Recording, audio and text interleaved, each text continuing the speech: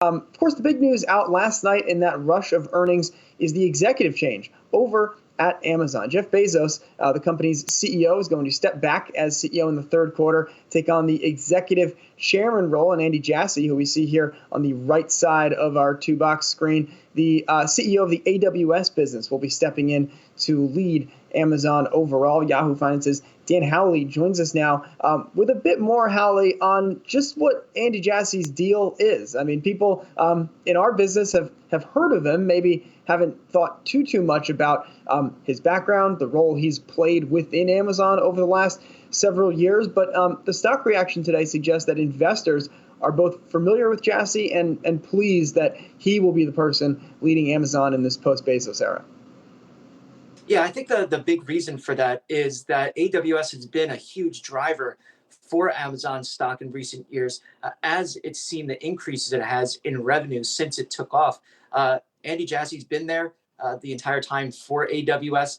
He's been at the company since '97, so obviously a long timer, and he's been one of Jeff Bezos' closest lieutenants. So I think that that's really why you're seeing this kind of reaction. It looks like essentially Jassy is fully on board with everything that Bezos has done since the beginning, very much on brand for the company. And so they believe, at least that's what we're seeing from investors and analysts talking so far, that this is going to continue the kind of Bezos line of thinking. Now, it also is worth pointing out that Bezos is still going to have some oversight as far as big announcements for the company or big changes to the company. It's just the day-to-day things that will change. There was some talk though about potentially spinning off AWS into its own company and Jassy running that, but obviously that's not going to happen now if he's now CEO of all of Amazon and AWS is likely staying put for the time being. I think there are some analysts who are saying long-term investors may want to hold at this point,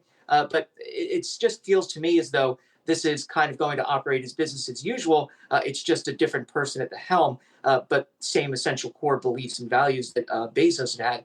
It is worth noting the staggering growth that AWS has had and what that's meant to Amazon. Obviously, the fear is that because Jassy hasn't been on the e-commerce side for several years, he won't be as in touch with that. But if you look at the margin of the business, AWS is clearly the leader. So I think the fact that he's coming over from there is very important. And he did still have some time with retail and understands that business as well.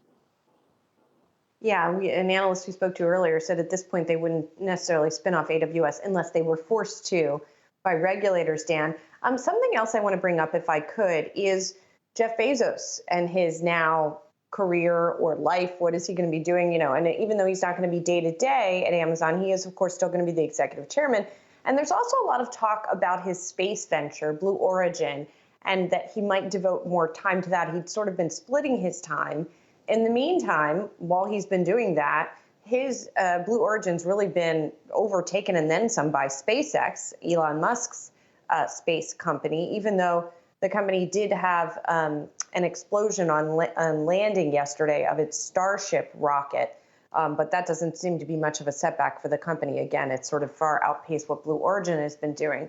So, Dan, I don't know how much attention you've paid to that whole Blue Origin venture, but you got to wonder now what Bezos is going to do with it if he can spend more time on it. Yeah, I think that's part of this as well. He's obviously, as you said, SpaceX. They're already, being used by NASA to launch astronauts into space. We're now talking about the first civilian-only space launch. So they're doing incredibly well. And now the Starship, the SN9, the one that just exploded, was still successful because it was still a prototype, and they're trying to gather data on that. But we're not really hearing that much out of Blue Origin, and obviously this is going to be a back and forth they're going to see for years from two of the richest people in the world. So the fact that I think Elon Musk is able to do both Tesla and SpaceX while still seeing SpaceX do incredibly well, maybe Jeff Bezos wants to put more time into Blue Origin and kind of stick it to Elon Musk and prove that Blue Origin can be just as successful. But, remember a few years ago, Bezos had that big, coming out party for Blue Origin, showed that lander that on stage that was going to go to the moon. So I think really it has to do with that as well as other side projects. But Blue Origin, I think, is really going to be one of the bigger focuses for him now. Yeah, the old line, I'm stepping down to spend more time with my family. Jeff Bezos stepping down to spend more time with his rockets. I'm sure there's, I'm sure Dr. Ford has nothing to say about any of that. All right, Dan Halley, thanks for joining the show, talking a bit about future of Amazon story. I know that we will be discussing as this transition gets underway and we face the future of that company in the quarters ahead.